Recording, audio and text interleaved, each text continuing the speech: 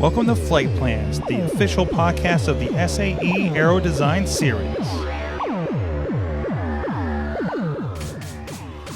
Hey guys, welcome back to the podcast. It's Mike Sorg, video and podcast producer with the SAE CDS series, back again with you. We're talking aero design. They are getting so close to that new season, and you guys heading out there and getting those planes up in the air for competition. We're talking today about the regular class and the new changes to it with somebody who was involved in the rules committee. But first, of course, with us on the line is Sam Burrell, University Programs Manager. How you doing, Sam?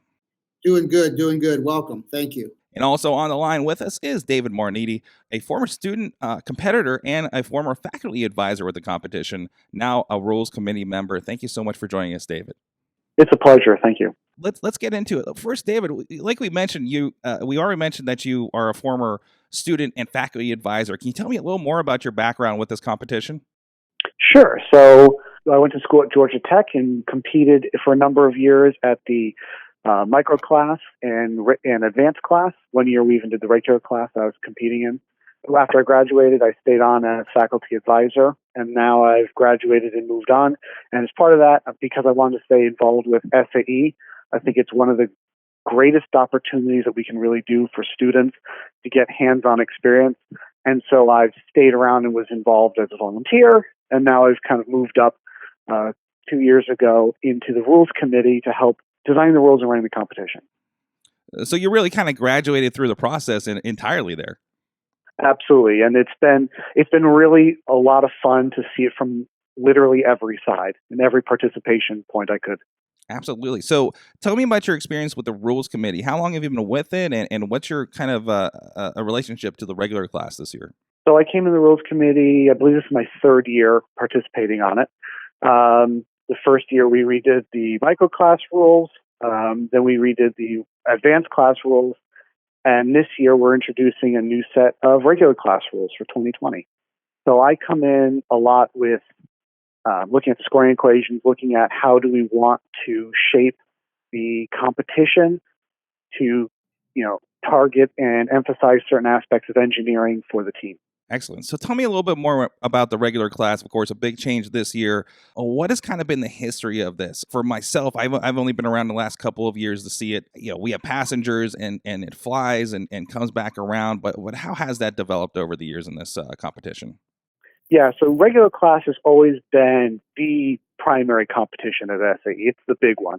It's always about heavy lift, right? So years and years ago, the rules went through iterations where they would limit airplane dimensions to overall maximum length, width, and height while carrying the most amount of payload. It's transitioned into other formats where it might be carrying the largest amount of payload with limited power. Last couple of years, you've been carrying passengers and cargo like a passenger aircraft. And again, the point is to maximize this value given takeoff restrictions and power limits for the aircraft. And then this year, as you brought up, we've kind of changed and gone in a little bit different direction again, where we're back to carrying box cargo weight, like an absolute amount of weight, but we've added in soccer balls as a payload that you have to carry. And we're penalizing open-ended on cargo bay length and wingspan with a very short takeoff. So it's a very exciting combination of rules and constraints this year. And I want to get a little more into the details of that regular class change. But of course, this is not new. For those maybe new to the competition, there's always a rule change every year. Yeah, one of the three classes changes every year. So we did micro, then we do advanced, then this year's regular, and next year will be micro again. So you kind of get 3 years. And we might tweak in between years, but the gross rule set stays the same. So talking more about regular class, first of all, what was the cause for the change other than a new year, a new change for regular class? What was kind of the thinking behind the change, and what are we expecting the students to kind of learn from this experience? For the last 3 years, right, with the payload and people, it's been simulating one set of constraints, right? You've got to pick the correct amount of tennis balls that you had to lay in the aircraft. You had to pick a payload for that to match, and you had to go and take off. So it was fairly straightforward, but it was very realistic and representative of a lot of the problems that you're going to face in industry. And that's something that we try to hold ourselves to as we make these rules. This year, it's a lot more like a bush plane where you've got limited runway, but you have to carry a large volumetric payload with overall aircraft constraints. So you could go, just like in real life, and make a very, very, very large wingspan airplane, but then you run into other issues, like will you fit at the gate when you pull into the airport, or will you be able to land on your runway? So it's a little bit more systems level thinking, a little more trade-offs involved with the rule set this year. So from this, what do you think is going to be that first round turnout for regular class, as far as like how many is going to get out there? How many successful flights do you usually get on a first run on a new rule set like this? More and more in the past couple of years. I mean, especially the switch to electric propulsion has aided greatly first flights off. So going back to looking in the past, it should be most people typically do very, very well their first time off.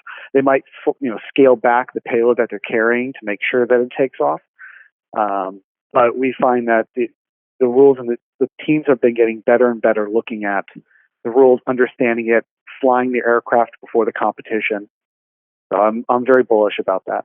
Do you expect a wide variety of solutions from this? I know we saw this with the advanced class, people kind of taking that first crack at these new problems and seeing that just a lot of different shapes and sizes happening out there. Oh yeah, I'm extremely excited. I mean, one of the two constraints in this problem, wingspan and cargo bay length alone, are going to give rise to, I think, a lot of very unique and interesting designs. Can you tell me a little bit about the influence in this class change, the rule set change from committees? Of course, a lot of people involved. They're in the industry, and any influences from generally what's going on in the aeronautics industry. Always. I mean, there's a lot of committee members who are associated with Lockheed Martin and other aerospace companies, and the goal here is to produce engineers who graduate from their colleges with relevant experience and relevant tools that are going to be helpful for them in the professional world. So we pay very close attention to what the trends are in aerospace, what the trends are in design, especially for small vehicles like this, so that we can understand what tools we can develop now that are essentially a little microcosm of what they're going to do in the real world. So in this case, it's a lot more of trade-offs, payload design thinking, and understanding when one requirement like takeoff length might drive considerably other requirements on the aircraft or other capabilities of the aircraft. So we talked a little bit about the influence of some of the problem solving before. Do you have any things that you're watching out for, tips for people getting into this class as we're going into it, that you're kind of interested to see those problems solved, or people thinking about a certain way going into it that you'd like to share? I think I'm most interested to see how the teams are going to handle the short takeoff specifically. So the short takeoff with a wingspan penalty is going to make, again, for some very interesting aircraft designs. It's going to make for some very exciting run-ups and takeoffs when a lot of teams are going to be very excited to see, are they going to take off by inches? So I'm very excited to be looking forward to that.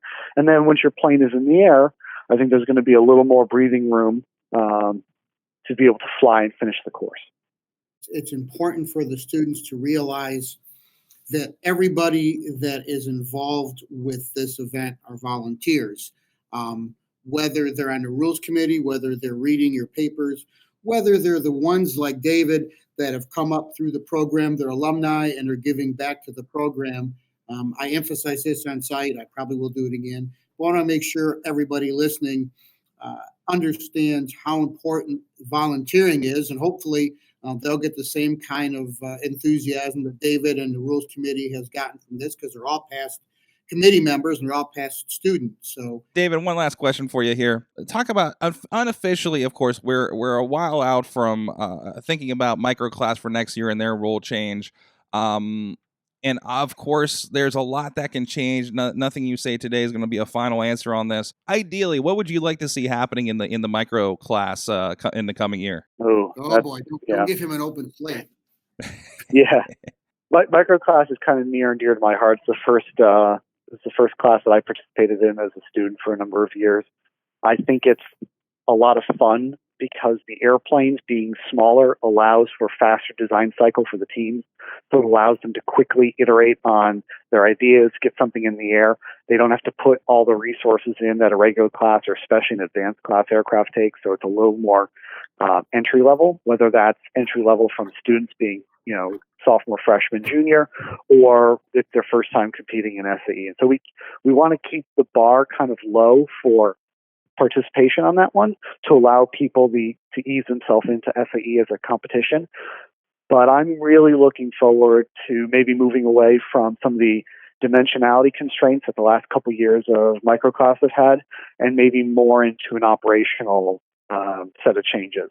So we've got some kind of neat ideas that we've been kicking around here, but making it a lot more exciting of advanced classes to participate in will be something to look out for. We're talking about, of course, I'm seeing this with the advanced and the regular changes the last couple of years. There's more of a the way it serves a purpose, where it's carrying payloads for and delivering those for advanced, and this way, like different types of payloads for regular. Are we thinking like maybe that kind of change for a microclass? Oh, I don't want to give away too much. So no soccer balls being attached to microclass anytime soon.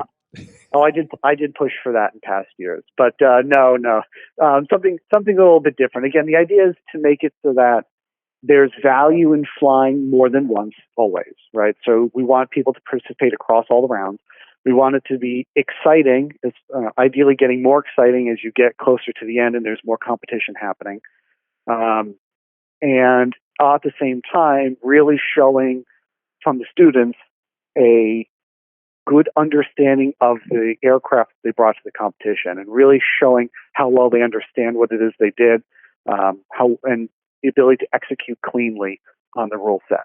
Sam, before I close here, is there anything you want to expand on, or anything you think we should touch back on from what you heard?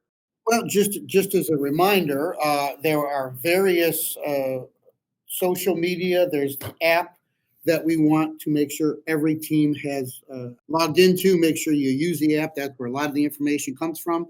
We've got Facebook. We've got a forum where, where David answers questions, where the rules committee can answer specific questions. If you have questions or you have concerns, simply send it off to SAE Aero Design and the forum, and you'll be able to get answered by one of the rules committee members. We usually go back and forth between us before the answers are sent, but we usually are unanimous in our answers. But there are multiple outlets for you to get to know this event, get to know the questions and answers before you get on site, and just want to wish good luck to all the teams.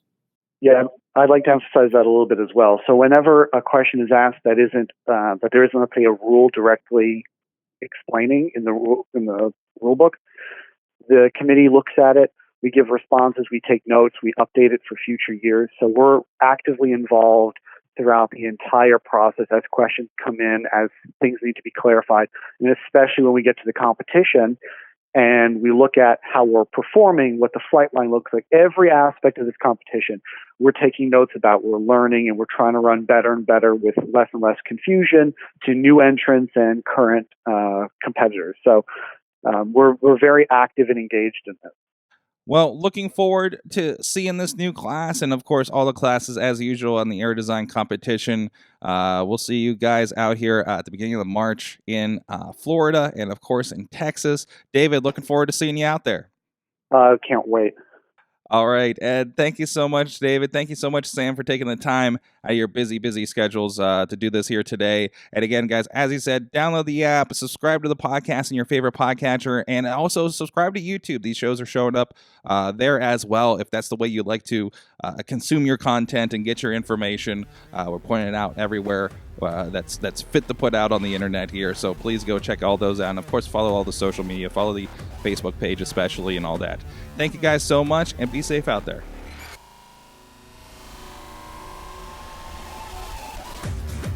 Thanks for listening to Flight Plans, the SAE Aero Design podcast. As always, we want to hear from you, so email aerodesign@sae.org. The show notes for this episode and all others can be found at aerodesign.fireside.fm. Stay safe, and we'll catch you next episode.